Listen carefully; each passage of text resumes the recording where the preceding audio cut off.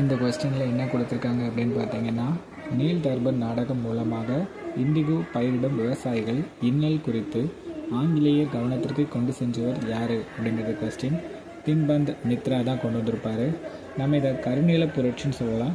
இந்த கருநில புரட்சி என்னென்னா, பிரிட்டிஷ் கவர்மெண்ட் இண்டிகோ பயிரை கட்டாயமாக பயிரிடணும், விவசாயிகளை கட்டாயப்படுத்துகிறாங்க. இதனால் 1859 60 காலகட்டத்தில் இந்த புரட்சி வெடிக்கும். முதல்ல பெங்காலில் நடியா விவசாயிகள் தான் இந்த புரட்சியை தொடங்குவாங்க.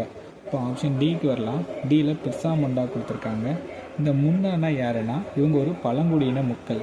இவங்க குன்னக்கட்டி முறையில் விவசாயம் பண்ணுவாங்க. குன்னக்கட்டி முறைனா வேறு ஒன்றும் கிடையாது, ஒட்டு மொத்தமாக சேர்ந்து பயிரிடுவாங்க. இந்த முண்டா இன மக்களை அவங்க வாழக்கூடிய பகுதியிலேருந்து அகற்றி கட்டாய தொழிலாளர்களாக பிரிட்டிஷ் கவர்மெண்ட் வச்சுருந்தாங்க.